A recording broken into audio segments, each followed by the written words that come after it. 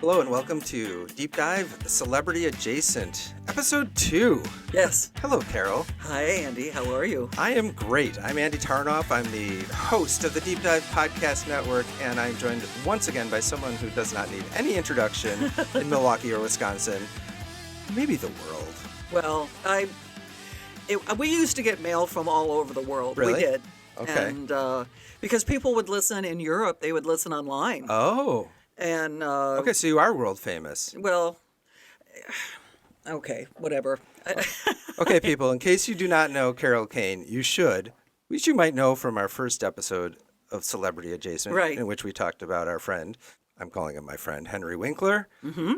But over time, you will understand who we're talking to here, someone who is not just a radio and TV expert, but also a friend of the people. You know, I think that I'm not going to say no to that. Okay. Because I think the popularity of just my personality came out because of the fact that I talked about everything. You know, there were no sacred cows. You could ask me anything and I would answer, and I would tell, people would write to me and say, you have the same kind of stories that I have. Yeah. And that's what people related to. I mean, I told you, I just told you off the air about my coyote story.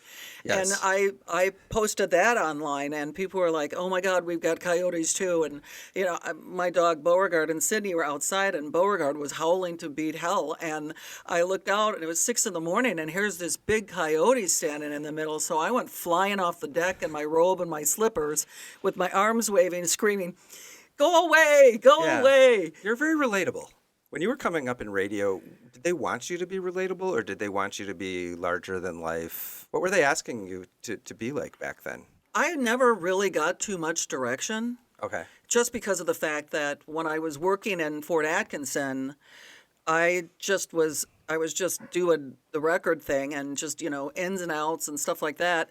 And then once I moved into Milwaukee, Yeah. I just started talking about my life, and it just became so easy and relatable for people. And I would have people that would stop me and they'd be like, oh, I loved your story about this, or I loved your story about this. And so it wasn't hard. It really wasn't hard. I think that people now maybe don't, in this on-demand sort of world, people forget that you'd be on the air for like 3.5 hours, right? Every morning? No, we started at 5 and we ended at 10. Okay, so 5 hours, a day. 5 days a week. Yeah. Like, at some point, you got to get to know that person, right? Right. And for the first 10 years, it was 6 days a week. We worked on Saturday. Really? Yeah. Oh, yeah. So we would get up and we would do whatever little dog and pony show we had to do. And, you know, I would just... Dave, my former partner, would get like a big stack of show prep stuff, and he would go through that, and I would just sit there and go, okay, I got a story for you. Here's the deal. And it became what it became. Yeah. And it was fun. It was rewarding. And I have done so much stuff that, you know, we did the show from an air balloon. We did the show from... You were in a hot air balloon? Yeah, hot air balloon. We were broadcasting the show from a hot air... We were in the air. That must have been challenging with acoustics to be in a hot air balloon. Well, and that's real close quarters, too. Yeah. And, I told you the story about the nudist camp. You did a show from a nudist camp? Yeah, Sunray Hills down in Burlington. Yeah, that was something. Did you know it was a nudist camp? Like, this was planned? Yeah, yeah. Were you naked? No. No. That's something you do not want. I don't look at myself in the mirror when I get out of the shower. No. But we did have, everybody who knows Milwaukee knows about Dick Bacon. He was the iconic guy that would sit in the beach. And he was standing right next to me, and it started to warm up, and everybody decided to start taking their clothes off. And he was right to my right, and you couldn't avoid it. There it was. He just took his clothes off. And then this one woman came in, and she had a pack of cigarettes under one breast and a lighter under the other. And she just was like, oh, here we go. And I just, it was interesting. Did you find that distracting? to be doing live radio while a bunch of naked people were around you? No, I love it.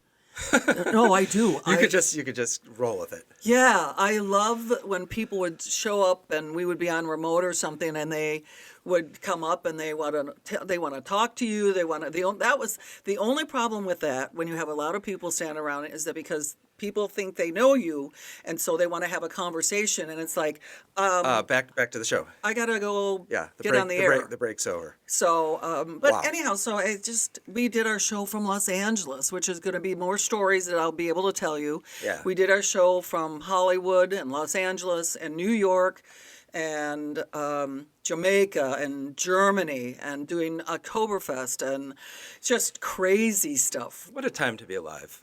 I know. But, okay, so I think this dovetails a little bit into what the concept of this podcast is. Okay. Celebrity adjacent. So we're Yes. talking about shared experiences that we have with celebrities. We talked about Henry Winkler in Right. episode 1. In episode 2, we are talking about my childhood hero, who I have now met as an adult. And I'm going to tell you right now, he's the real deal. We're talking about Hall of Fame, Milwaukee Brewer, Yeah. lifetime career, shortstop, center fielder, Robin Yount. He is, when you say he's the real deal, you're not exaggerating. He is one of the nicest, kindest men. He was always very giving in the fact that if you asked him to come on the air, he was always there. He would call in Yeah. if he was in Arizona. Right. And we wanted to talk to him about something. I'm a huge 1982 Brewers fan. Me too. There might be Huge. some stuff in the background here. Exactly. Yeah, there's I think, Rob Deere is back there. I don't think he was on the 82 Brewers, but Yeah. close enough, yeah. Molly. Oh, that's an 82 pen, or that There you foam go. finger thing up there. Sure. Yeah, on the other side it says ALCS, yeah. So you were a fan of these guys, but you were also working at that time.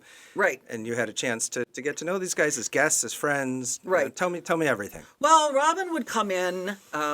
Molly would come in. Paul Molitor. That's another story Yeah, I got a different for you at some episode. point in Yeah. time. Pete Vukovich was on the show for a long time. Vuki. Piece of work, that guy. He's a character. Absolutely, no doubt about it. Molly gave me a jacket for my son before he was born, and Yeah. it was a little 18-month-old jacket, and it was about 3 or 4 years ago.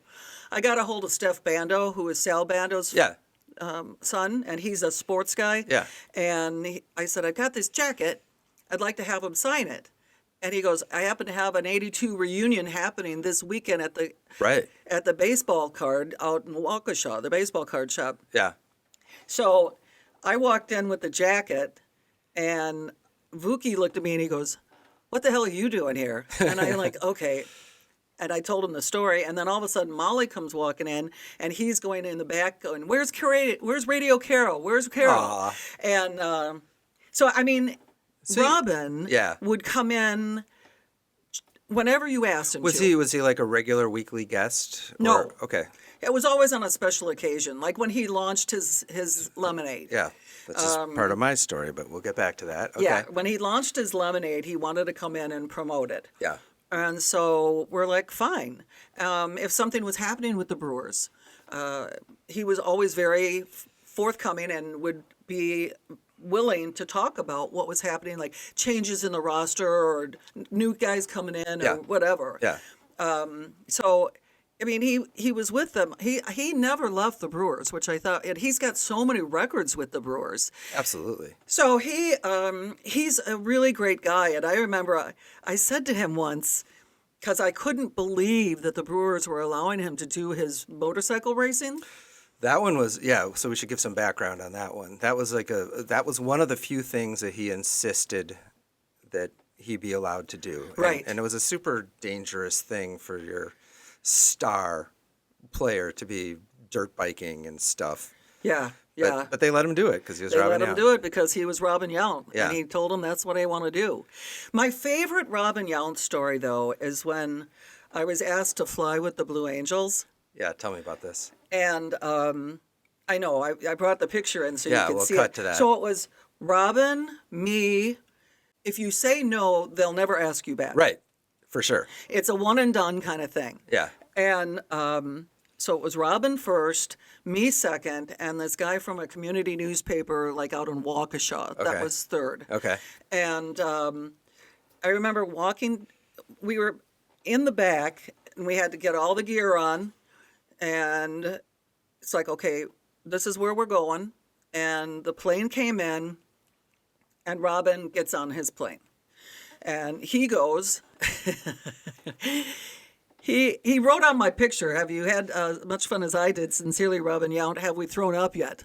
Most people throw up Most people throw up. or pass out. And I did not. Okay. I was very thrilled that I didn't. But Robin took off, and we're all waiting for him to come back. And it's a pretty short flight. It's like 30 minutes or something. You're up in the air. Yeah. And so Robin, when he gets off his plane, he's mobbed by the media. I'm sure. Nobody gave a shit about me. No. But You may be a celebrity, but you're not Robin Yount. no, I'm not Robin Yount. Yeah. So he was mobbed by the media as he's getting off his plane. Now I'm passing him to go to my plane. Yeah. And I looked at him and I go, so how was it?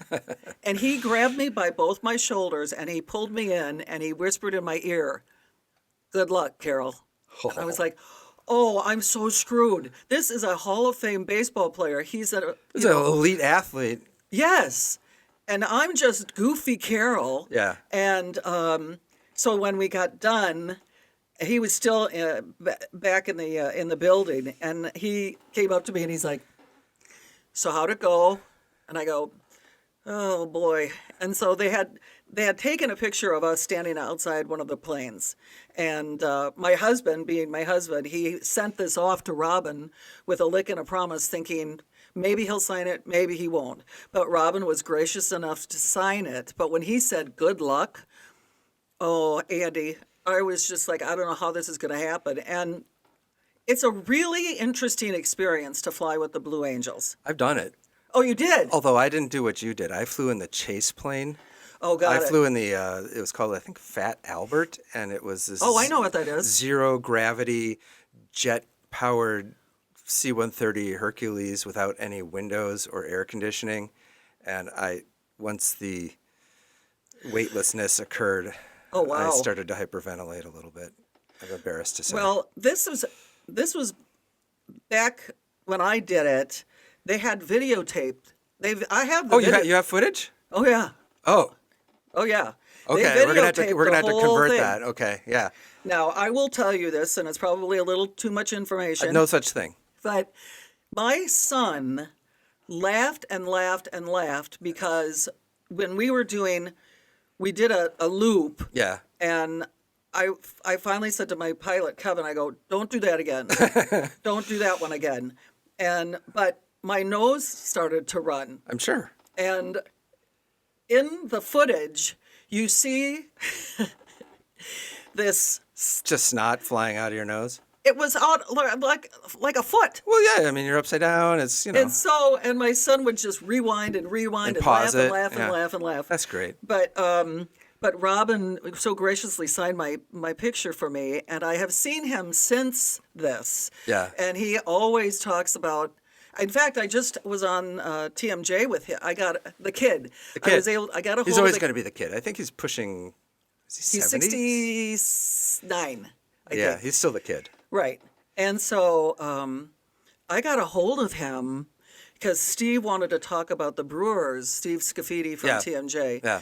And so I got a hold of Robin, and that was funny. Robin immediately, Carole, you bet. I will call in. I said, great. And that was the first thing he came on the phone. He goes, okay, Carole, did we throw up yet? He remembers. He remembers everything. And that was another funny thing because I went back in and people were like, okay, who got the kid? And I'm like, You did. I did. And they were like, how'd you get a hold of Robin Yount? And I said, well, because I know him and he's gracious. And so he called in and we were supposed to have him for like 10 minutes, I bet you had him for much longer than that. about a half an hour. Yeah, that's He how he just is. kept going. And he was one of those guys too that he'd be like, do you have any more time? Right. I've got all the time in the world for you, dear. Having Robin Yount's cell phone number is probably the greatest single accomplishment of my life, and I try not to abuse it. Okay. But I have a couple Robin Yount Okay, stories spill. that range from like the Goonie fan to more professional. This is a little different than Henry Winkler, where I just shook his hand. I mean, obviously, I grew up as a gigantic Brewers fan. I road trip to Cooperstown to Oh, see him nice. in 1999, but I didn't know him at that point. I met him when he launched Robinade, which, by the way, is my favorite lemonade because it's Robin Yount lemonade. Right. But when I was at On Milwaukee, we all got the news release that it was like a teaser, and it didn't say what it was, but I figured it out. So I wrote the first story about it, and then when they announced it, and I showed up at the news conference, he was like, "Hey, you're the guy who figured it out, wrote that first story about it. Let's talk Robinade." I was Okay. like, "Yes, please." So Robin came to my office. He's just a guy, right? It's just a guy. And the first thing he sees, and I'll bring up a picture of this. It's my life-size 1985 Robin Yount growth chart, Oh, which I nice. had in my bedroom as a child. And they're like, little Andy growing and growing and growing. And he's like, "I remember this. You can tell it was from 1985 because of the wristbands I'm wearing and because the size of my baseball glove." He's like, "Can I get a picture in front and next to Yes. my own life-size 1985 Robin Yount?" I'm like, "Yes, absolutely." And he hung out in our office for a while, and then I took a flyer. I said, "Hey, would you be willing to record our outgoing voicemail message for On Milwaukee? Like what Right. happens when you pick up the phone or when you call before you dial an extension?" He's like, "Sure." So for like years, when you called onmilwaukee.com, it would be like, Thank you for calling on Milwaukee.com, Milwaukee's daily magazine. This is Brewers and Baseball Hall of Famer Robin Yount. Any time of the year, Milwaukee tastes better with some of my cold, refreshing Robinade. If you know your extension, dial it now. For a list of extensions, dial 1. For the operator, just dial 0. and then he was like, "Do you want to come to my suite and hang out during, the Brewers game tonight?" I was Yes, like, I do. "Yes, I do." And I mean, the Robin Yount suite is not just like some suite. It's like the founder suite. This is the guy who helped decide what the shape of the outfield was going to be for Miller Park, now American Family Field. And I sat there and drank Robinade margaritas with this guy. He's the nicest guy in the world. Then, not last summer, but 2 summers ago, Robin Yount and Leroy Butler did a collaboration. Oh, So, sure, with the vodka. we should add Leroy in here for sure, because he was a Dave and Carole longtime guest, wasn't he? Oh, Leroy, yeah. Yeah, and he should be. We could probably get him in here to do this podcast. I mean, he's in Yeah. Milwaukee, but so he has his own Leap vodka, and I had written some stories about that, so I got to know him. And then Robin, through his Robinade, they did a collaboration for a vodka lemonade, and Robin was in Milwaukee for another '82 reunion, and I said, "Hey, can I meet up with you to snap a quick photo for this?" And he said, "Yeah, meet me at Cafe Benelux." So I came there with a 6-pack of this stuff. And he says, "Hey, Andy, sit down. Do you know Moose Haas?" I'm like, Of course I know Moose Haas, former '82 brewer. Robin bought me a Miller Lite and lunch, a burger, and we sat there and talked about life, riding motorcycles, he's the nicest guy in the world. And not everybody recognizes him anymore, because you got to remember that this guy retired in 1994, right? There's a whole generation of people who've heard of Robin Yount, but he doesn't have the sweet mustache like he used to. He's got a beard now. He's got long hair. So, all these millennials and Gen Z people were just sitting at Cafe Benelux while Robin and his wife and Moose Haas and his wife and me were sitting there talking about baseball. And I was in that mode where I'm like, just soak it in. Sure. Just soak it in. I don't blame you. I don't blame you. I mean, Robin never pulled the star power gig. Right. He was always just a guy. And it's like I always say, this is what I describe myself as. I'm just a normal person who had an unusual job. Yeah. And he's the same kind of guy. He's just this normal, easygoing, affable kind of guy who just had a God-given talent to play baseball. And he just he did it so well, and those guys are all big buddies still. The '82 team, they're still big buddies. Absolutely. The other story I was going to tell was after the closing of County Stadium Yes. in 2000, and they were all partying at the Pfister, and through some like happenstance where the friend of Paul Molitor's then wife Linda worked for me, and for some reason we had like their throwback uniforms, and Mary Pat said, let's go to the Pfister and hang out with the Brewers. And I was just like a fly on the wall, but I was watching these guys who had played together in '82, and they were just standing around telling inside jokes, drinking. If you have to meet your idols and they turn out to be that great, what a wonderful thing. Right. And all of the guys that when I did do interviews with the Brewers, I've never found a clunker in any of them, really. They were all just, they loved Milwaukee. They loved playing in Milwaukee. They loved County Stadium. They loved Miller Park, AmFam Field. They just, there's something about the city of Milwaukee that they just embraced. But you know what I think the difference is? Back then, there was no Instagram, cell phones, selfies. Right. Like, you could just be a celebrity, you could be an athlete, and you could kind of live amongst your people and not have to worry what's going to show up on TMZ. Exactly. And I remember, I don't know how many baseballs I have. I took my son to County Stadium. Robin was playing, and Robin came and must have lobbed Alex, I don't know how many foul balls. So Alex is just grabbing them, just bring them in. And I did see Robin once, and I had one of the balls, and he signed it for me. So I have that. I've got one signed by Molitor, and I've got one signed by Euchre. And then, that was another thing. I went to an event, and Euchre was emceeing, and Robin was there, and I had a picture of my daughter when she was 18 months or 20, and she's in a Brewers uniform. As she should be. And exactly. And so I took the picture around, and Robin's like, you bet I'm signing that. And he was so gracious, and Molly signed it, and Vuki signed it, Phil Garner signed it, BJ Scrap Surhoff. iron?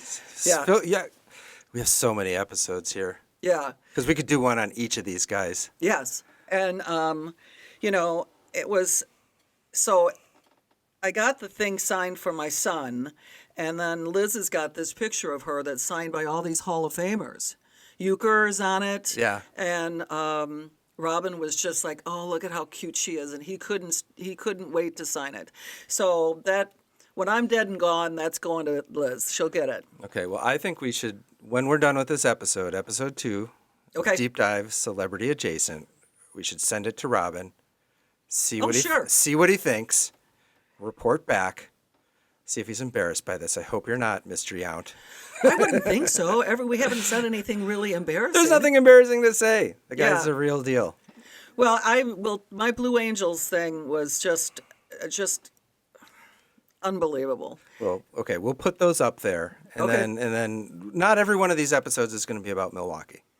No, we have stories to tell about people outside of Milwaukee also. But I thought we should start strong because Robin is so cool. Robin is so cool, and there's so many.